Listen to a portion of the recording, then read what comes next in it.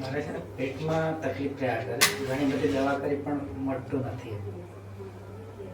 પેટમાં ગરમી થઈ જાય ને મરડો વારંવાર થઈ જાય ને ગયા વર્ષે તો આખા શરીરે પેલા ફોડલા પડે, ગરમી ફૂટી નીકળે આખા શરીર. 6-7 મહિના જેવું રહ્યું. અછબડા ખબર પડે? અછબડા હા, છગડાથી ખબર પડે. થયેલા એકવાર? પછી આપણે નાનો તો ત્યાં થયેલા. એની કોઈ બાધા એવી કે ખબર પડે કે કોની રખાય? એમ બળિયા દેવની બાધા આવી એવું કઈ ખબર છે? મને એ લોકો કરતા હતા. કરતા હતા? બાધા અધૂરી છે એવું ખબર છે? નહીં તો નહીં.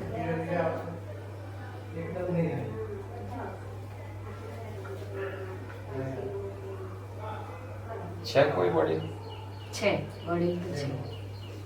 પૂછજો હા. કે જ્યારે એક સમય એવો આવ્યો હતો હમ જ્યારે અછબડા થાય ને ત્યારે બાધા રાખી હતી. હમ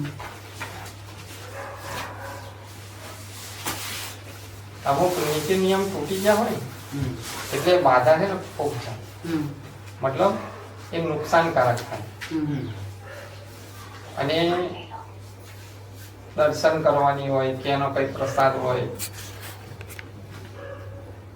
એ બાધા બાકી મુકાય. બાધા આવું માતા કેમનું કહું, આ મોટા ભાગે દુનિયામાં બાધાના પ્રચાર ચાલ્યા. હું બાધા નહીં, બાધા જવા દો. આપણે દર્શન માનીએ કે મહારાજના દર્શન બાકી બળિયા દેવના દર્શન. બળિયા દેવ કે મારી માનતા, હું માનતા ચલાવું એટલે માનતા જ કહીશ, બરાબર? ખાલી માનતા પૂરી કરી આવજો. જે તમારા વડીલો જે રીતે કરતા હતા, એ જે પ્રસાદ ધરાવતા હતા એ. બીજા નંબરે આની પહેલા જે વાત કરી, જે ભાઈ આઈને ગયો, એ વાત તમને લોકોને ગળે ઉતરી? હા. સત્ય લાગી ખરી? લાગે.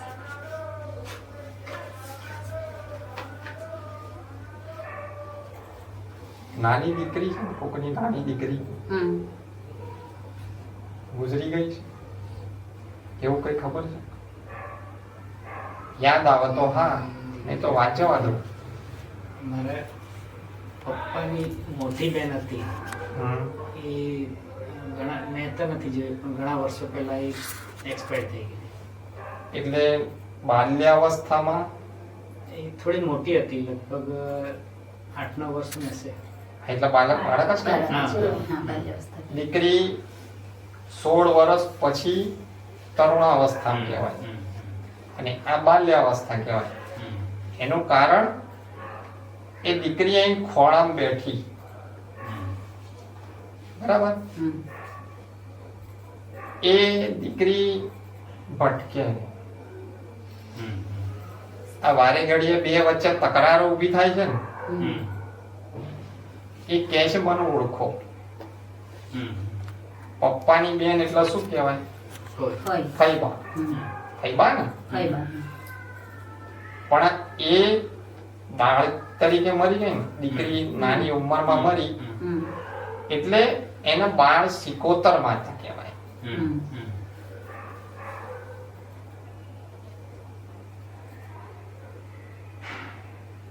બાળ સિકોતર માતા બેસાડશો એટલે બે વચ્ચેનો તકરાર પૂરો. હું બંધ મુઠ્ઠીમાં જ વાત કહીશ. કારણ કે હું મર્યાદાવાળી માતા એટલે મર્યાદાની અંદર જ અમુકની વાતો કહું. હવે આમાં કેવું હોય, એનું કારણ શું કે આજની તારીખમાં મોટા ભાગની માન્યતાઓ અભણ વ્યક્તિ હોય એ ભુવા બાથિયમ જાય, બરાબર? એવું જ ને? અભણ વ્યક્તિ હોય એ ભુવા, ભગતો, માતાઓ, બાવાઓ આવાની પાછળ ફરે.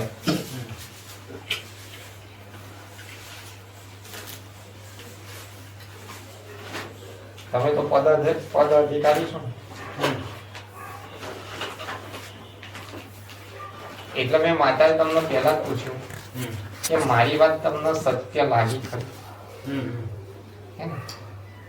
એનું કારણ છે કે દેવ દેવનું કામ કરે અને એ નહીં જોતું કે આ અભણ છે કે આ ભણેલો. એને નડવું હોય એટલે એ તમને ડાયરેક્ટ તમારી સાક્ષાત તમારી સામે આવીને તમારા પર વાર ના કરે. એ પહેલું રમત તમારા મગજથી ચાલુ કરે. મગજ એટલે કે તમારી દાખલા તરીકે બે પતિ પત્ની હોય, એ બેની વચ્ચે તકરાર ઊભી કરે. ત્યાં તમે કંઈક કરીને શાંત કરો એટલે બાળકની જોડે વચ્ચે કરાવો. બાળકના અવળા રસ્તે ચડાવવા મળે પેલો આગળ આવી ગયો ને ભાઈ, એવું કરે. હવે આ વાત કેવી કહેવાય કે ભાઈ એક સામાન્ય કે ભાઈ આજની તારીખમાં ગેમ રમવી અને એમાં પૈસા હારી જવા, બરાબર? આ વાત તો ઘણાને ગળે નહીં ઉતરે કે ભાઈ આજની જનરેશન છે એવી એટલે કદાચ આવું ભૂલ કરે, બરાબર? પણ થોડીક તો બુદ્ધિ હોય ને માણસના કે હું આટલા બધા રૂપિયા હારું છું, હું રમું કેમ? આવું પોતે તો એને સાયન્ટિફિક કે વૈજ્ઞાનિક રીતે વિચાર થોડોક તો એને થાય ને, પણ એ વિચાર જ ના થવા દે. એને વિચારવા, એને સારું વિચારવા, એને આગળ વધવા જ ના દે. એને એક જ વસ્તુ, તું બરબાદીના રસ્તે ચાલ, આ જ વિચારવાનું જતા, એટલે આગળ વધતો જ જાય. પછી એટલું બધું દેવું કરી નાખે, એટલું બધું દેવું કરી નાખે, પછી છેલ્લા શું વિચારે ખબર? યા તો નદી જવું યા તો પંખો પકડું. આવું થાય ને? તમે તો અધિકારી, તમારા જોડે કેટલાય કેસ આવતા હશે. મોટા ભાગના નવજવાનિયાઓ આમાં બરબાદ થયા છે. પણ આપણે કોઈ દેવ કદાચ નડતું હોય તેનો રસ્તો કરી દઈએ તો એ નડવાનું બંધ થઈ જાય ને તો આપણું મગજ સ્થિર થાય. સ્થિર થાય એટલે તમારી કુળદેવી તમને જે પ્રેરણા પૂરવા માંગે છે, તમે જેની ભક્તિ કરતા હોય.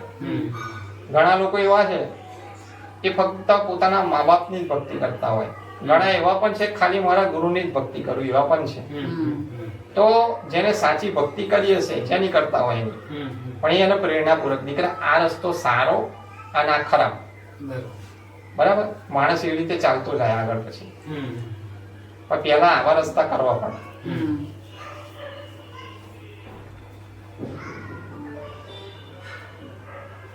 શું કરશો આ દીકરીનું? તમે રસ્તો બતાવો એટલે અમે કરી ઉપાય. 2 દિવસ પહેલા જ હમણાં સપનું આવેલું એમને કે કોઈ નાનું છોકરી દેખાતી હતી. છોકરી દેખાય? હા, ને કાળું વસ્ત્ર આમ ઓઢેલા એમ, ને એ અચાનક ઊંઘમાંથી જાગી ગયા ને જોરમાં પગમાં લાત મારી એમણે. મારા પર કંઈક ઓઢાડતો એવું લાગે, એટલે મેં છે તો લાત મારી એમ. એટલે મને ખબર પડી કે એમને કંઈક સપના આવ્યું છે ને કંઈ ભૂતળું બીવડાવતું છે એવું મને લાગ્યું. ને આગળ બી એમને એવા સપના આવતા. તો હું માતાજી બોલી બરોબર? બરોબર છે. છોકરી બોલી? નાની છોકરી? નાની છોકરીને સપના આવ્યું 2 દિવસ પહેલા. તમે કલેક્ટર સાહેબ છો? અધિક કલેક્ટર. અધિક કલેક્ટર છો? મારી વાત ખરેખર સાચી લાગી? એવું નહીં કે હું માતા છું એટલે હું પ્રસન્ન થઉં, એવું નહીં. તમારા કમ્પ્લીટ ગળે વાત ઉતરી? ઉતરી ને? અને એનો પુરાવો તમે આપ્યો કે આવી રીતે સપનું આવ્યું. આ પુરાવો કહેવાય? આટલો પુરાવો મારો મેરડીનો કાફી. કારણ કે તમે અમે માતાએ ચાદર ઓઢી, મારા દીકરાનું ખાલી શરીર છે, મારા દીકરાનો ખાલી અવાજ છે. પણ પહેલાના જમાનામાં કદાચ તમે લોકો એવું સાંભળ્યું હશે કે પહેલા માતાઓ છે ને પડદે વાતો કરતી. આ અમારા માટે છે ને એક પ્રિન્ટ કહેવાય. થિયેટરની પ્રિન્ટ હોય તો પિક્ચર જોઈ શકાય. એમાં માતા મારા દીકરાની આંખે આ પડદાની બહાર કોણ આવી રહ્યું, કોણ જઈ રહ્યું, વ્યક્તિ, મનુષ્ય નહીં, કોઈ દેવી શક્તિ, એ જોઈને હું માતા કહું. અને એના તમે પુરાવા આલ્યા એટલે મારી વાત સત્ય. હવે આ દીકરીનું એક જ ઠેકાણું થાય, એ આપણી ફઈબા કહેવાય. તો ફઈબાના પગે લાગીને કે બા ફૈબા અત્યાર સુધી અમે અજાણ્યા હતા, તમે કંકુ પગલે માર ઘેર પધારો અને વિરાજમાન થાવ. બરાબર? જેટલી કાલીને પ્રેમ કરો ને એવો એને કરજો. કાલીને ઓળખો? કાલી એટલે પાવાગઢ વાળી નહીં, હા?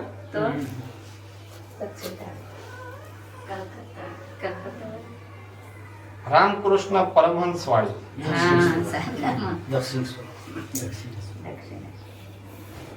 કેમ કે કાલી પણ મજબૂર થઈ જાય.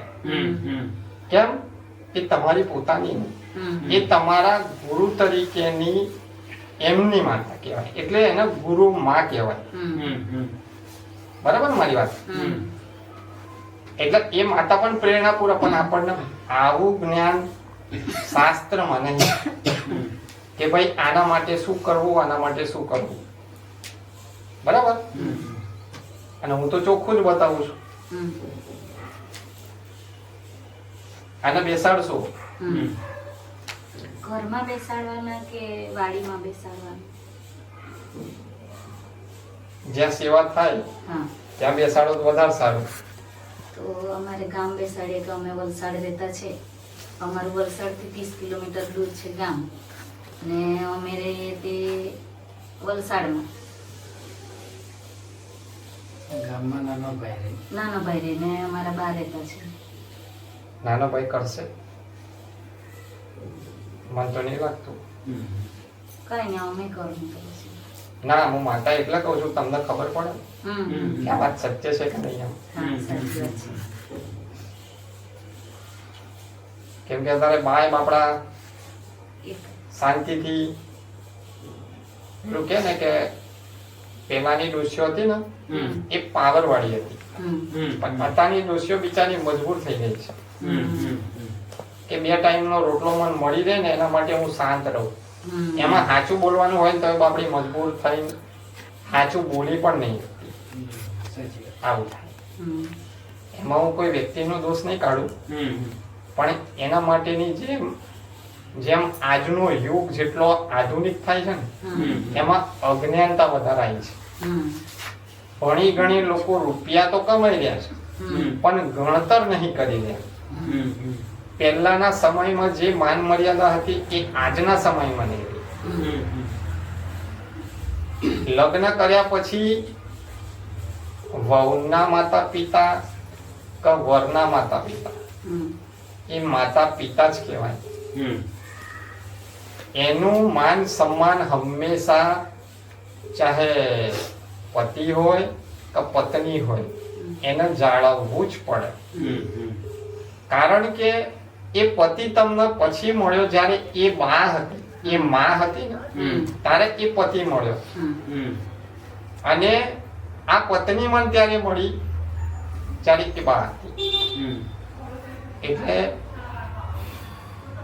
સંબંધની અમુક મર્યાદાઓ જાળવીએ ને તો એના આશીર્વાદ મળે ને બાના, તો કુળદેવી તો આપોઆપ જ દોડીને કામ કરે.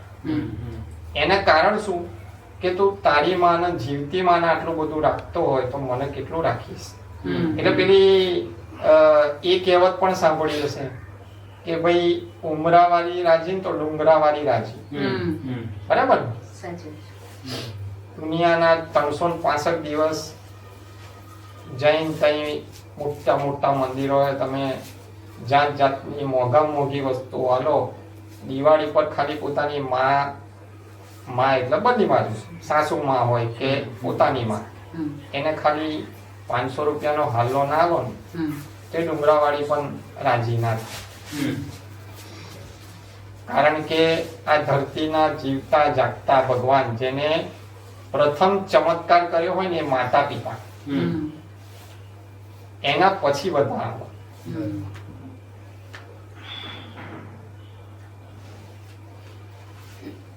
પેટમાં દુખાવો આ માતા બેસાડી દે છે.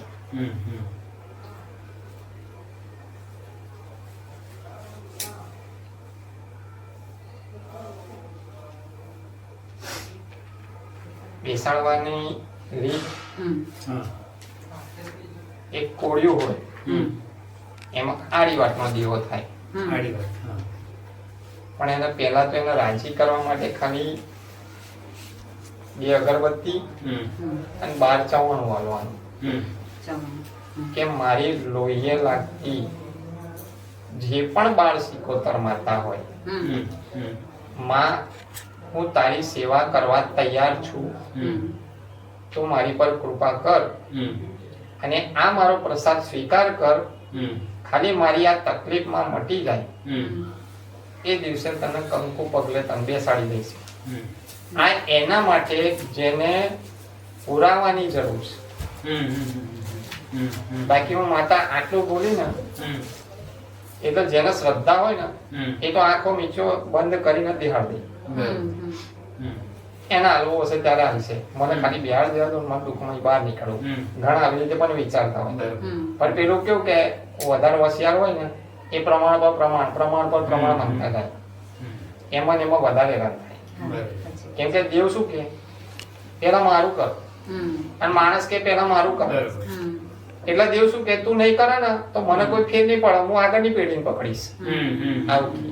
એટલે આપણે ભગવાનના ઘેર જઈએ ને ત્યાં સુધીને રાહ જોવો અને આવનારી પેઢી માંથી એવું કહેવાય તો નહીં, પણ દરેક પોતાના દીકરાઓના પોતાની દીકરીઓને છે ને ધાર્મિક પ્રવૃત્તિઓમાં વાળજો. કેમ કે આવનારો સમય બહુ અઘરો આવવાનો છે. આ તો પાછું હું માતા આવું બોલું તો પાછા વિરોધ કરવા વાળા ઉભા થઈ જશે. જેને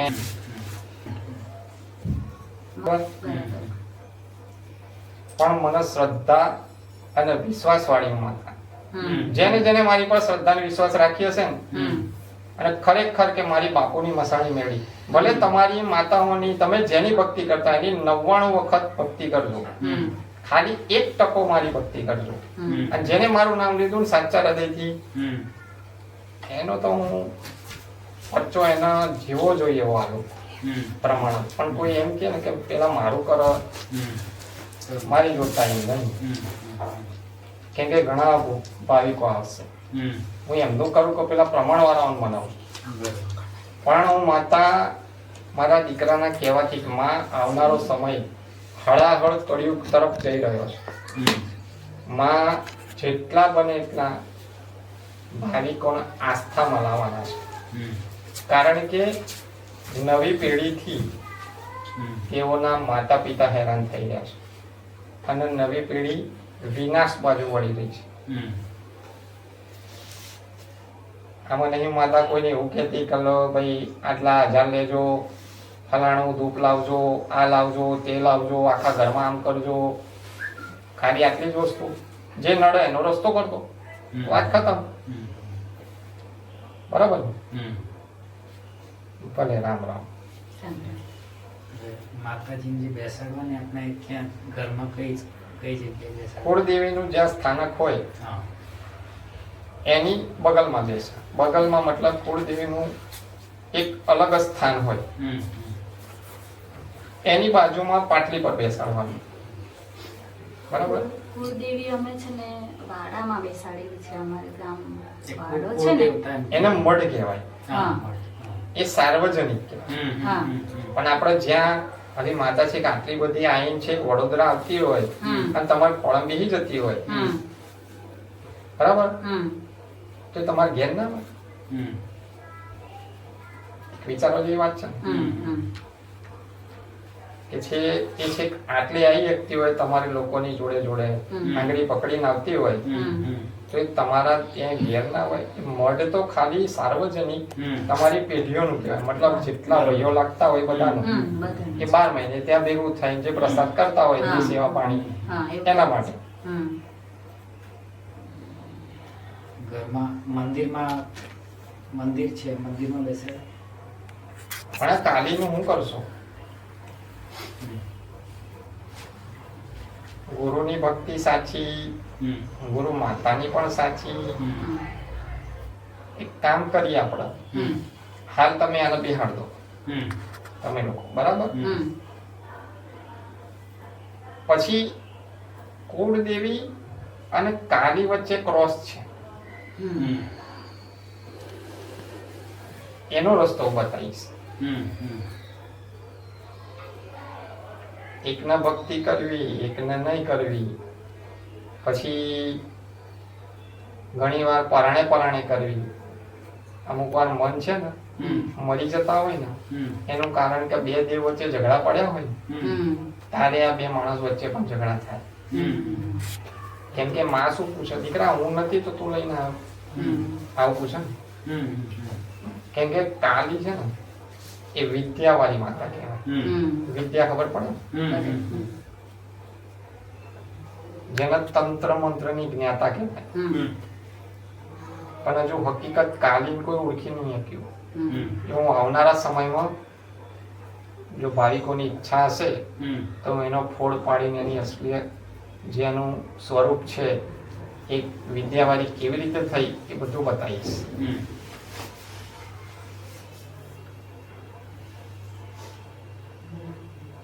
કારણ કે જ્યાં વિદ્યાની વાત આવે ને ત્યાં મારા જેવી મશાણી મેલડી વગર કોઈ માતા આગળ વધી શકે નહીં. એટલે આટલું કરો, બીજું લખી આપવામાં આવશે કાં તો ફોન પર કહી દેશે.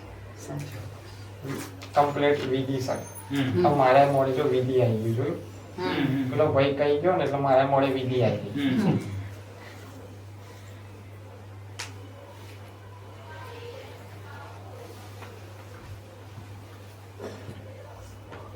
ભલે રામ રામ.